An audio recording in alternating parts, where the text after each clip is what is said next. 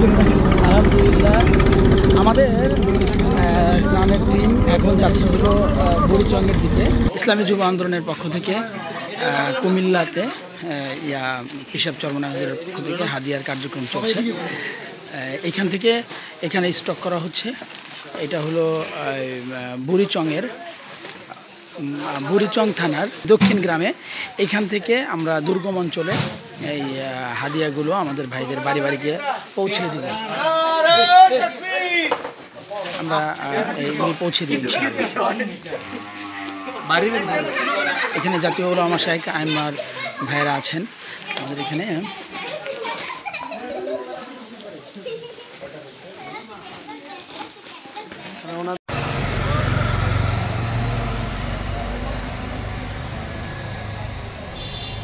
Video করতেছে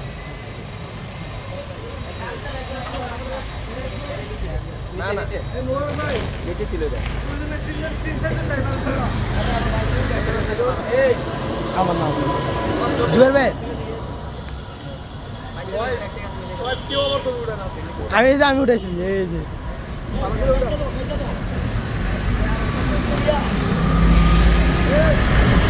তো আমরা এখন যাচ্ছি হলো কুমিল্লা প্রত্যন্ত অঞ্চলে আমাদের ভাইদেরকে সহযোগিতা করার জন্য।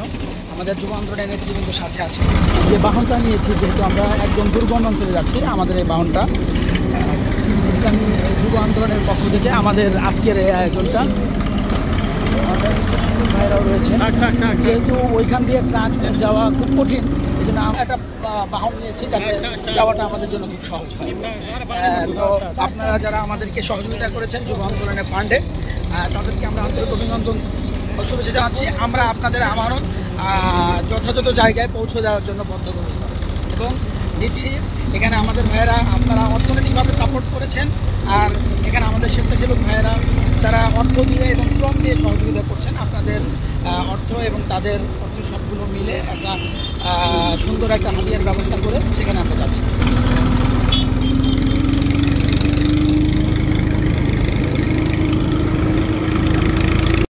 ইসলামী যুব আন্দোলনের পক্ষ থেকে আমরা আছি হলো বুড়িচং, কুমিল্লা বুড়িচংয়ে।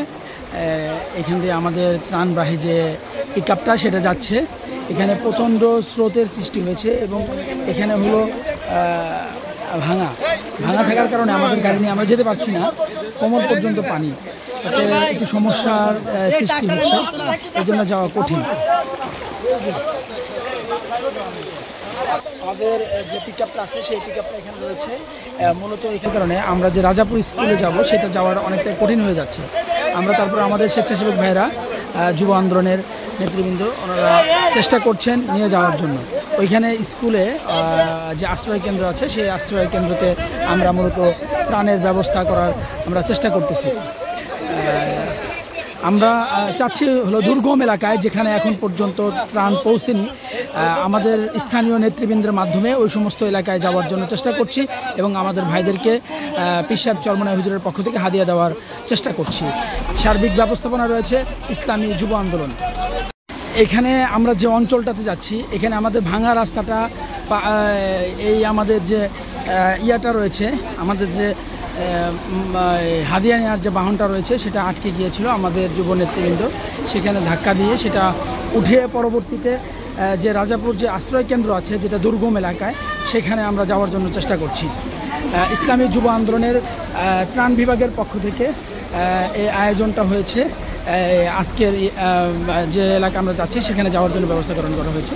এখানে রয়েছেন আমাদের চান্দিনা উপজেলা শাখার নেতৃবৃন্দ, কুমিল্লা জেলা শাখার নেতৃবৃন্দ এবং আমরা সার্বিক তত্ত্বাবধানে রয়েছি।